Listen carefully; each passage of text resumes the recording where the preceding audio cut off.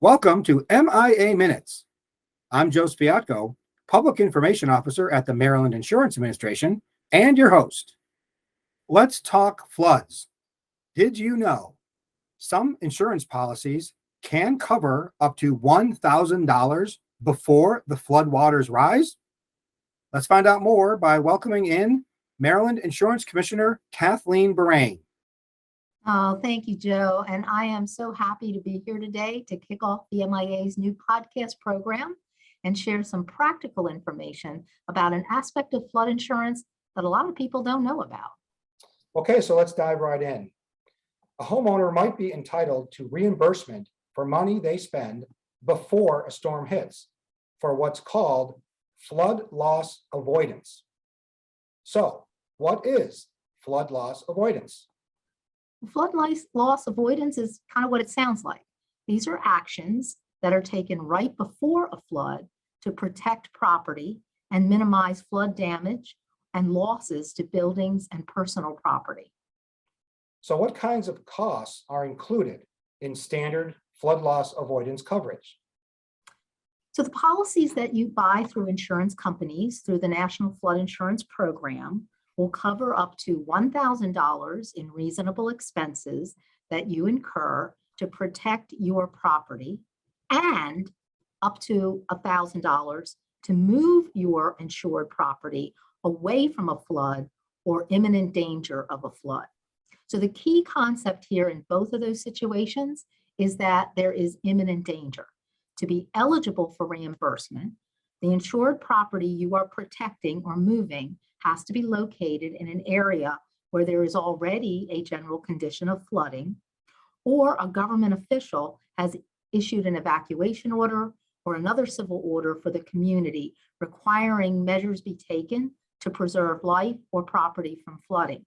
So, for example, Governor Hogan declared a state of emergency in October 2021 for areas along the shore of the Chesapeake Bay, Potomac River, and Atlantic Ocean ahead of a severe storm that brought heavy rain, winds, and flooding.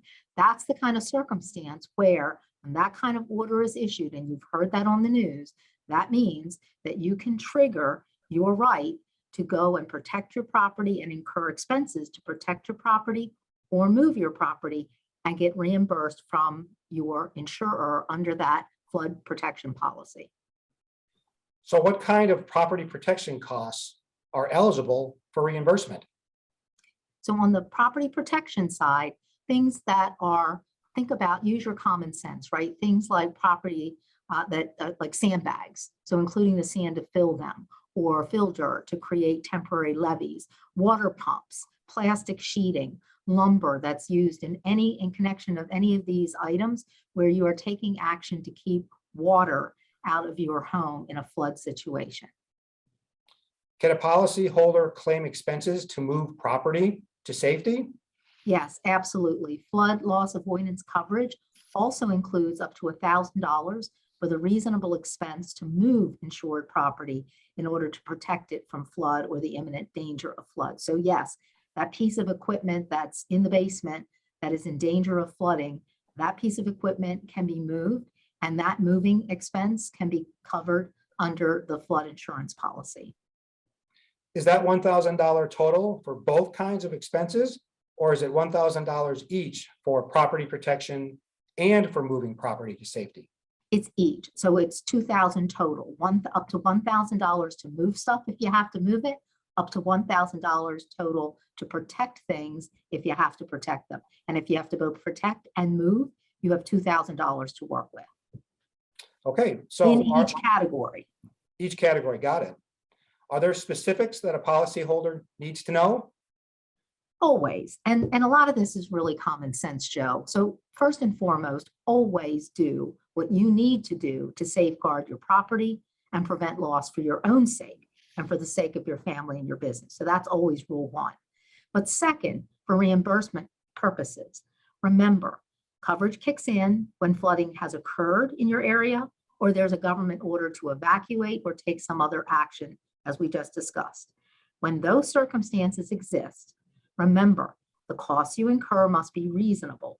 Coverage is for reasonable actions to protect property. So this isn't go install new storm windows. This is use sandbags to create a barrier at your basement door and similar types of activities. And when you're moving property to safeguard it, remember reasonable expenses, but personal property that's moved has to be placed in a fully enclosed building or otherwise protected from the elements.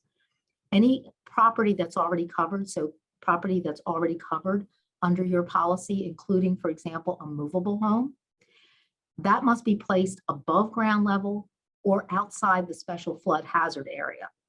And keep in mind that covered property that's removed is still covered under your flood insurance policy. So even if you move it out of the flood insurance hazard area away, a mile away, it's still covered for 45 consecutive days from the date the move begins.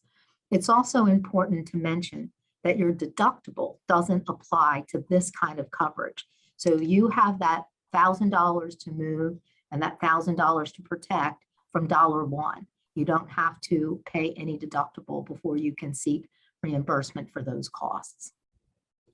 Okay, so I assume that with like any expense, you need to keep all your records and receipts. Yeah, I mean, absolutely. Always keep copies of all of your receipts and a record of the time that you spent performing any of the work so that you can submit them to your adjuster for reimbursement. So how does a policyholder report a flood claim? So the most important thing, whether it's for flood insurance or really any kind of insurance, is to make sure that you have your insurance policy and contact information handy. So you can do that by having it in a safe place that you can grab and go. Another way to do it is to plug all that information into your contacts or somewhere on your phone, or just take a picture of the page of the contact information and policy number on it and keep that on your phone or your mobile device. Then, if you have a property loss after a flood, the first rule is contact your flood insurance agent or the insurance company using those contact numbers and information that you've safeguarded. Make sure you always make sure you have the policy number itself available, because that's how they're going to find you in their system. Keep in mind that you're going to need to provide some information to them. You're going to need to give them the date of the flood. And for the policy owner, you're going to need to provide the name and good contact information. That might be a telephone number, a mobile number, an email address, and eventually you're going to have to be able to give them the details of what your claim information is and all those receipts and that information that you've been putting together in real time as you were preparing. They're going to need that too.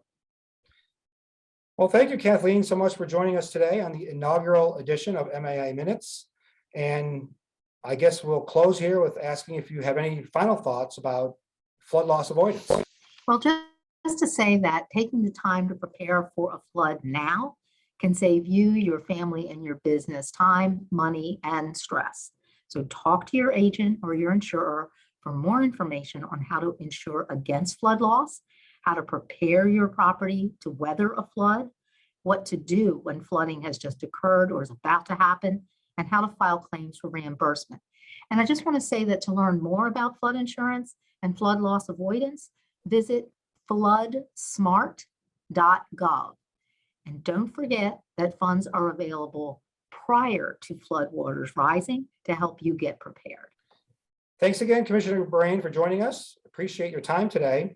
And we'll see all of you next time on MIA Minutes. Take care.